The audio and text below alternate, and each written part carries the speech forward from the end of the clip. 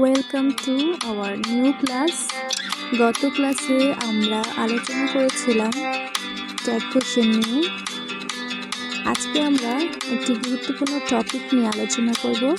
টপিকটি হচ্ছে article. Article খুবই গুরুত্বপূর্ণ একটি টপিক, তবে আগে আমাদেরকে জানতে হবে আর্টিকেল জিনিসটি কী। What is article? মূলত আর্টিকেল হচ্ছে একটি অ্যাডজেক্টিভ, যা কোনো নাউন নির্দিষ্ট নাকি অনির্দিষ্ট তা নির্দেশ করে। আর্টিকেল দুই প্রকার: definite article, indefinite article. Definite article কোনগুলো এবং ইনডিফিনিট আর্টিকেল কোনগুলো সেগুলো আমাদেরকে জানতে হবে। What is definite article and indefinite article? চলো এখন দেখে নিই আমরা এগুলো কি।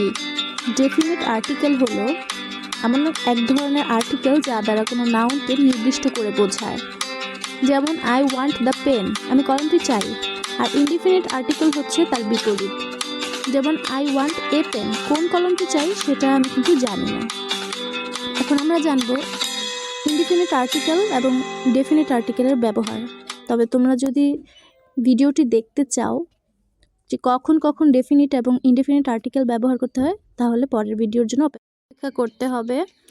তাহলে আমাদের পরবর্তী ভিডিও দেখার জন্য সবাইকে আমন্ত্রণ জানিয়ে আমি আমার ভিডিওটি এখানেই শেষ করছি।